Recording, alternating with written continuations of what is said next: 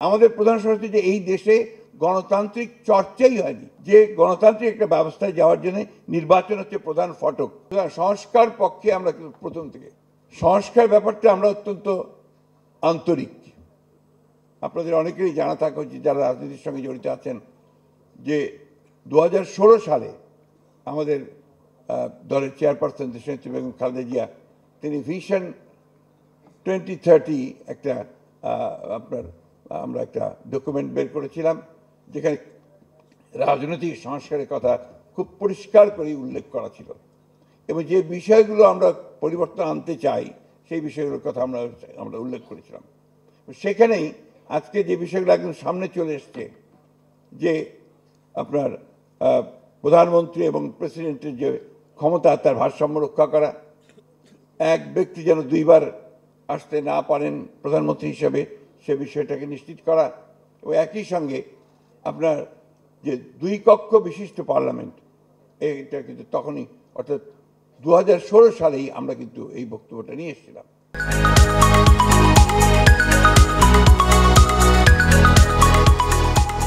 সুতরাং সংস্কার পক্ষে আমরা কিন্তু প্রথম থেকে।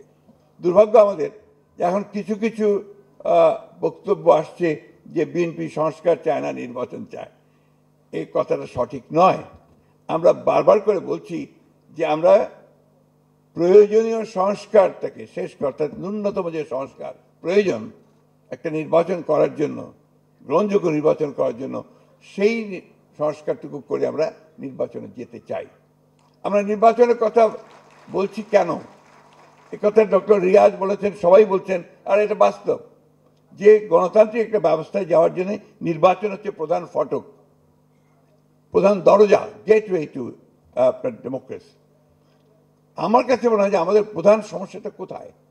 আমাদের প্রধান সমস্যা যে এই দেশে গণতান্ত্রিক চর্চাই হয়নি, এখানে সংস্কৃতি গড়ে ওঠেনি। একটা যে কথাটা বারবার এসছে যে এখানে একটা ডেমোক্রেটিক কালচার যদি না থাকে তাহলে আপনি সেই ডেমোক্রেসিকে বারবার বলতে হচ্ছে আমাদেরকে এটা করতে হবে, এটা করতে হবে, এটা ডেমোক্রেসি, এটা এইভাবে যেতে হবে। এই জিনিসগুলো কিন্তু আপনার একটা চর্চা ছাড়া, বারবার প্র্যাকটিস করা ছাড়া কিন্তু সেটা গড়ে উঠবে না। ইম্পোজ করে কোনো কিছু করা সম্ভব হবে না। আপনি যেমন আমি বলি কেয়ারটেকার গভর্নমেন্ট সিস্টেম, আমরা 3টে ইলেকশন করেছি।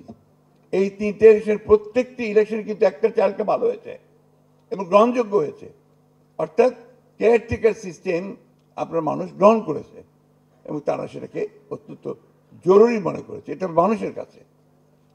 একইভাবে আমরা যদি প্রেসিডেন্সিয়াল ফর্ম অফ গভর্নমেন্টে চলে যেতাম বা অন্য কিছু দিতাম, সেটা ওই মুহূর্তে কিন্তু জনগণ সেইভাবে গ্রহণ করতো না, আমার কাছে মনে হয়েছে।